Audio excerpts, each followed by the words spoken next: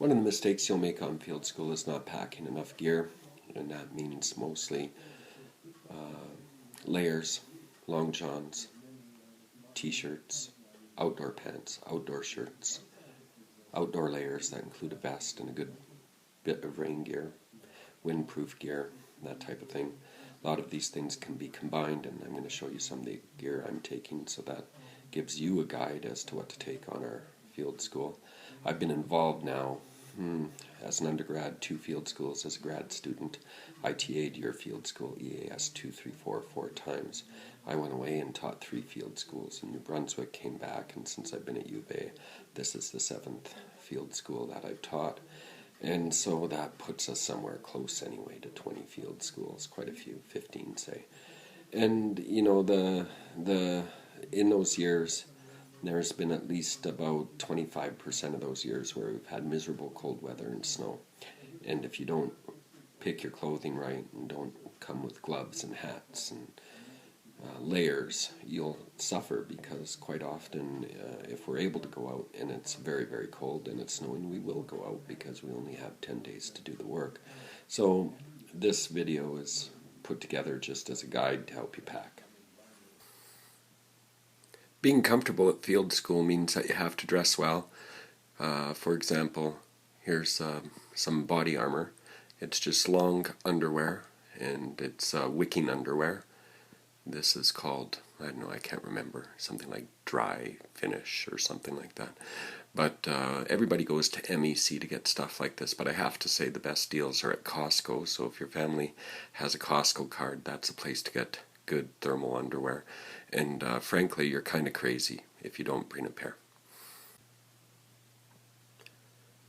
Over the underwear, it's good to have a nice shirt on. And a lot of people come to field school just with t-shirts and stuff like that. It's really not recommended. T-shirts don't do much to keep you warm. I do wear a t-shirt underneath these shirts all the time, so I always have layers on. But these shirts are designed for outdoor use. They're tight weave, so they break wind. They have vents here and there so that they breathe nicely. They're pockety too. There's pockets that you can put things in, which actually is really useful if you're a field geologist. These outdoor shirts you can get from Costco again, but also Eddie Bauer and also MEC, but I always just get a pile at Costco. I generally bring 3 or 4 long sleeve shirts like the one on the left and 3 short sleeve shirts like the one on the right, and I always hope that I get to use the short sleeve shirts lots. You can reuse them because you bring lots of t-shirts. I always have a t-shirt for every day of field school, and that's what I wear under this and that keeps you from getting too smelly. Good pants are also very important. I bring no jeans for the field, although I do bring a pair or 2 of jeans for camp pants, but things out in the field are no cotton for me, and I highly recommend that you look at different polyester blends and different engineered fabrics for the outdoors, and that's in case you get wet, then these dry off quickly. On the left is a pair of pants that really is just a light polyester, and if they get wet, they dry out right away, and they're really comfortable and they're easy to hike. And on the right is a pair of lined pants from BC Clothing Company that only cost me $20, but they're lined and they're waterproof and they're windproof. So in inclement weather, you really have it made if you have a pair of those to put on. So, you know, a lot of you will be tempted to wear jeans and you think that you can't afford good clothing, but as soon as you're freezing outside and you're out there for 10 hours, you'd be sorry if you never took my advice. Next, we have kind of the outer layers. I always bring a thermal vest like you see on the left, just to keep the main trunk warm, because if that's warm, you're generally doing really well. And I find that vest is probably one of the best pieces of extra clothing that I bring into the field. The sweater on the right is for if it starts snowing. And I'll warn you that last year I was very grateful that I bought that sweater along, because the first 2 days of field school it snowed about a foot and it was below -10, and I was one of the few people on field school who was warm. That sweater has the virtue of also having a windbreaker shell sewn into the inside of it, so it's a really nice sweater. There, the final outer layer is a wind and waterproof coat and pants. And this coat on the left is appropriate because it has reflective patches, and so it increases your visibility. It's even better if the jacket itself is red or bright yellow or orange, highly visible colors, which is really good if there's an emergency. On the right are waterproof pants that are made to go with that. And generally I would assume I'd be wearing 3 layers or so underneath these. On top of all the outer layers, I always wear a pockety vest, and this is a reflective vest, which is very useful for safety.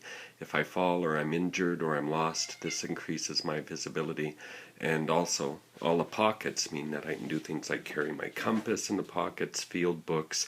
I have a pair of gloves in here as well. I would have a set of pens and pencil crayons and reflective mirrors and survival knife and stuff like that. And the wonderful part of the vest is at the end of the day you can take it off and you can hang it in your cabin, and when you put it on in the morning it's ready to go and you don't have to reorganize your equipment every day. Alright, the last bit of gear to worry about are your hiking boots. These are real hiking boots. They have a half shank in them. That's to help you go up and down slopes. It makes a big difference if they're half shank boots. You can see they have good soles, they're ankle high, they're leather, and they're watertight, and that's really important. The biggest mistake that you might make on packing is not taking enough layers, but also having boots that aren't, really insulated and watertight.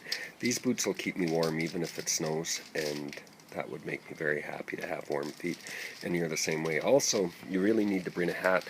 We're in a high elevation, so the UV index is quite high.